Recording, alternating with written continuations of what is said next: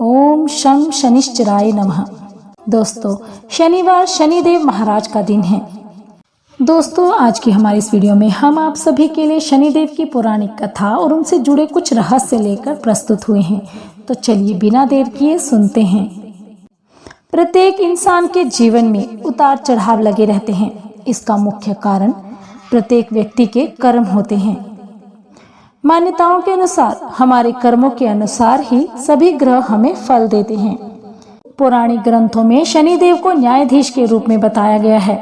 पौराणिक कथाओं के अनुसार शनिदेव कश्यप वंश की परंपरा में भगवान सूर्य की पत्नी छाया के पुत्र हैं। शनिदेव को सूर्य पुत्र के साथ साथ पितृ शत्रु भी कहा जाता है। शनिदेव के भाई बहन मृत्युदेव यमराज, पवित्र नदी यमुना व क्रूर स्वभाव की भद्रा हैं। शनिदेव का विवाह चित्ररथ की बड़ी पुत्री से हुआ था। ज्येष्ठ माह के कृष्ण पक्ष की अमावस्या को शनिदेव का जन्मोत्सव मनाया जाता है। शनिदेव का जन्म स्थान सौराष्ट्र में शिंगनापुर माना गया है। हनुमान, भैरव, बुध व राहु को वे अपना मित्र मानते हैं। शनिदेव का वाहन गिद्ध है और उनका रथ लोहे का बना हुआ है। तो आइए अब सुनते हैं शनिदेव जी के 10 नाम। यम, बभ्रु, पिप्लाश्रय, कोणस्थ, सौरी, शनैश्चर, कृष्ण, रौद्रांतक, मंद और पिंगल। शनिदेव अपना शुभ प्रभाव कानून, राजनीति व अध्यात्म के विषयों में देते हैं। शनि के बुरे प्रभाव से गुर्दा रोग, डायबिटीज, मानसिक रोग, त्वचा रोग, वात रोग और कैंसर हो सकते हैं, जिनसे राहत के लिए शनि की वस्तुओं का दान करना चाहिए। जब शनिदेव अपनी माता छाया के गर्भ में थे, तब शिव भक्तिनी माता ने तेजस्वी पुत्र की कामना हेतु भगवान शिव की घोर तपस्या की, जिस कारण धूप व गर्मी की तपन में शनि का रंग गर्भ में ही काला हो गया था। लेकिन माँ के इसी तप ने शनिदेव को अपार शक्ति भी दी थी। शनि एक धीमी गति से चलने वाला ग्रह है। पुराणों में ये कहा गया है कि शनिदेव लंगड़ा कर चलते हैं, जिस कारण उनकी गति धीमी है। उन्हें एक राशि को पार करने में लगभग 2.5 वर्ष का समय लगता है। तो आइए अब जानते हैं कि शनिदेव लंगड़ाकर क्यों चलते हैं। इस विषय पर 2 कथाएं प्रचलित हैं। तो चलिए सुनते हैं पहली कथा। एक बार सूर्यदेव का तेज सहन न कर पाने की वजह से उनकी पत्नी संज्ञा देवी ने अपने शरीर से अपने जैसी ही एक प्रतिमूर्ति तैयार की और उसका नाम स्वर्णा रखा।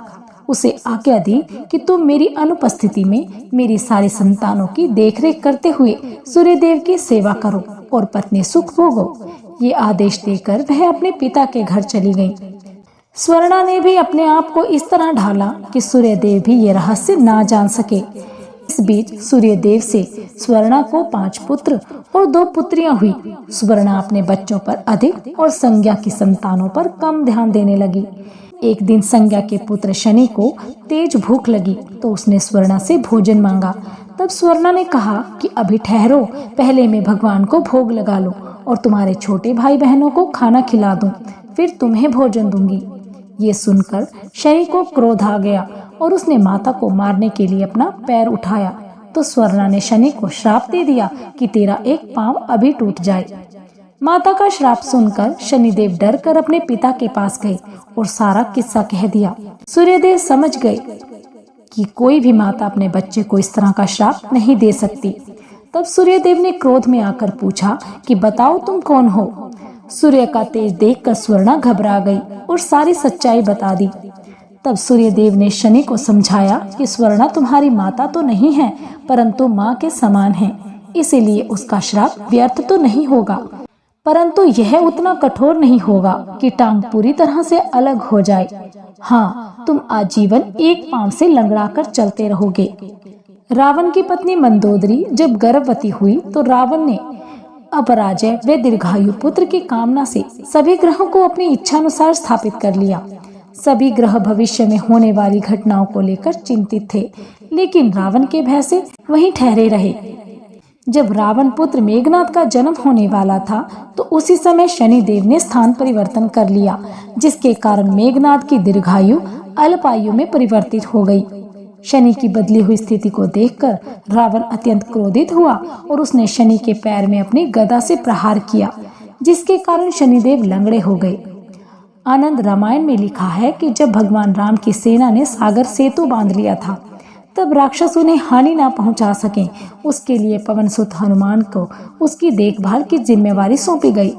जब हनुमान जी शाम के समय राम के ध्यान में मग्न थे, तभी सूर्य पुत्र शनि ने अपना काला कुरूप चेहरा बनाकर क्रोधपूर्ण कहा, हे वानर, मैं देवताओं में शक्तिशाली शनि हूँ। सुना है तुम बहुत बलशाली हो, आंखें खोलो और मेरे साथ युद्ध करो। इस पर हनुमान जी ने विनम्रता पूर्वक कहा कि इस समय मैं अपने प्रभु को याद कर रहा हूँ, आप मेरी पूजा में विघ्न मत डालिए। जब शनिदेव लड़ने पर उतर ही आए तो हनुमान जी ने उन्हें अपनी पूंछ में लपेटना शुरू कर दिया। शनिदेव उस बंधन से मुक्त न होकर पीड़ा से व्याकुल होने लगे। शनि के घमंड को तोड़ने के लिए हनुमान जी ने अपनी पूंछ को पत्थरों पर पटकना शुरू कर दिया, जिससे शनिदेव लहूलुहान हो गए। तब शनिदेव ने दया की प्रार्थना की कि जिस पर हनुमान जी ने कहा कि मैं तुम्हें तभी छोड़ूंगा जब तुम मुझे वचन दोगे कि श्री राम के भक्त को कभी भी परेशान नहीं करोगे। शनि ने गिड़गिड़ाकर कहा, मैं वचन देता हूँ कि कभी भूल कर भी आपके और श्री राम के भक्तों की राशि पर नहीं आऊंगा। तब हनुमान जी ने शनि को छोड़ दिया और उसके घावों पर लगाने के लिए जो तेल दिया था उसी से शनिदेव की सारी पीड़ा मिट गई। उसी दिन से शनिदेव को तेल चढ़ाया जाने लगा, जिससे उनकी पीड़ा शांत हुई और इसी वजह से तेल चढ़ाने से वो प्रसन्न हो जाते हैं। ब्रह्म पुराण में कहा गया है कि बचपन से ही शनिदेव भगवान कृष्ण के परम भक्त थे। वयस्क होने पर उनके पिता ने चित्ररथ की कन्या से उनका विवाह कर दिया था। एक रात उनकी पत्नी ऋतु स्नान करके पुत्र प्राप्ति की इच्छा से उनके पास पहुंची तो शनिदेव भगवान कृष्ण के ध्यान में मगन थे। पत्नी प्रतीक्षा करके थक गई, उसका ऋतुकाल निष्फल हो गया। तब उसने क्रुद्ध होकर शनिदेव को श्राप दे दिया कि आज से जिसे तुम देख लोगे वह नष्ट हो जाएगा। ध्यान टूटने पर शनिदेव ने अपनी पत्नी को मनाया, लेकिन श्राप के प्रतिकार की शक्ति उनमें न थी। तभी से शनिदेव की दृष्टि को क्रूर माना जाने लगा और वे अपना सिर नीचा करके रहने लगे, क्योंकि वे नहीं चाहते थे कि उनकी दृष्टि के द्वारा किसी का अनावश्यक अनिष्ट हो। कहा गया है कि शनिदेव क्रूर ग्रह नहीं है, वे न्याय करता है। व्यक्ति जब पाप करता है वह लोभ, हवस, गुस्सा, मोह से प्रभावित होकर अन्याय, अत्याचार, दुराचार, अनाचार, पापाचार और व्याभिचार का सहारा लेता है। तो शनिदेव उस व्यक्ति के जीवन में साढ़े साती लाकर उसके पापों का हिसाब स्वयं कर देते हैं। लेकिन यदि साढ़े साती के दौरान भी व्यक्ति सत्य को नहीं छोड़ता, दया और सुकर्म करता है, तब समय शुभता से व्यतीत हो जाता है। इसीलिए शनिदेव अच्छे कर्मों के फलदाता हैं, वे बुरे कर्मों का दंड भी देते हैं, जिस कारण से उन्हें न्यायाधीश कहा जाता है। देवी लक्ष्मी के पूछने पर शनिदेव ने उन्हें बताया था कि परमपिता परमात्मा ने मुझे तीनों लोकों का न्यायाधीश नियुक्त किया हुआ है। ज्योतिष ग्रंथों में कहा गया है कि शनि को काला रंग व लोहे की धातु अत्यधिक प्रिय है। इसीलिए किसी भी शनिवार को किसी सुनसान जगह पर काजल की लोहे की छोटी सी डिबिया को जमीन में गाड़ दें और बिना पीछे देखे घर लौट आएं, तो यह शनिदेव की अशुभता से बचने का सटीक और सरल उपाय है। शास्त्रों में ये भी बताया गया है कि शनि के प्रकोप से अपने राज्य को घोर दुर्भिक्ष से बचाने के लिए राजा दशरथ उनसे मुकाबला करने पहुंचे, तो उनका पुरुषार्थ देखकर शनिदेव ने उनसे वरदान मांगने को कहा। राजा दशरथ ने विधिवत स्तुति कर स्वयं के लिखे हुए स्तोत्र से उन्हें प्रसन्न किया, तो शनिदेव ने उन्हें वरदान दिया कि चतुर्थ और अष्टम ढैया होने पर दशरथ स्तोत्र पढ़कर मेरे द्वारा दिए जाने वाले कष्टों से रक्षा की जा सकती है। द्वापर युग में बंसी बजाते हुए एक पैर पर खड़े हुए भगवान श्री कृष्ण ने शनिदेव की पूजा अर्चना से प्रसन्न होकर उन्हें दर्शन दिए और कहा कि नंद गांव से सटा कोकिला वन उनका वन है। जो इस वन की परिक्रमा करेगा और शनिदेव की पूजा करेगा वह मेरी व शनिदेव दोनों की कृपा प्राप्त करेगा। इस कारण से कोकिला वन के शनिदेव मंदिर को सिद्ध मंदिर का दर्जा प्राप्त है। स्कंद पुराण में ये वृतांत है कि एक बार शनिदेव ने अपने पिता सूर्यदेव से कहा कि मैं ऐसा पद प्राप्त करना चाहता हूँ जो आज तक किसी ने प्राप्त न किया हो। मेरी शक्ति आपसे 7 गुना अधिक हो, मेरे वेग का सामना कोई देव दानव साधक न कर पाए और मुझे मेरे आराध्य श्री कृष्ण के दर्शन हो।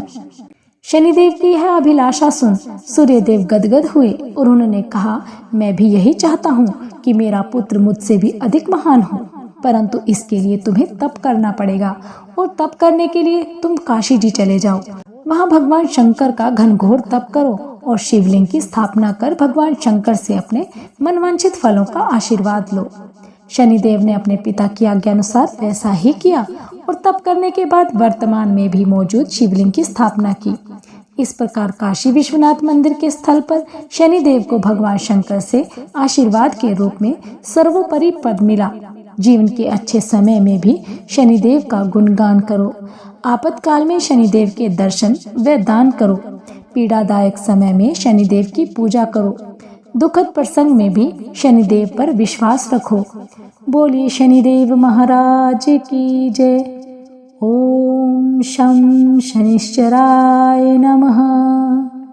तो दोस्तों, कैसी लगी आपको हमारे द्वारा शनिदेव के विषय में दी गई जानकारी? हमें कमेंट बॉक्स में कमेंट कर जरूर बताइएगा। यदि आप हमारे चैनल पर नए हैं तो हमारे चैनल को सब्सक्राइब किए बिना कहीं मत जाइएगा और हमारी वीडियो को लाइक करें। बेल आइकन जरूर दबाएं ताकि आपको हमारी हर वीडियो की अपडेट प्राप्त होती रहे। आप सभी का हमारे चैनल को ढेर सारा प्यार देने के लिए बहुत बहुत धन्यवाद। राधे राधे।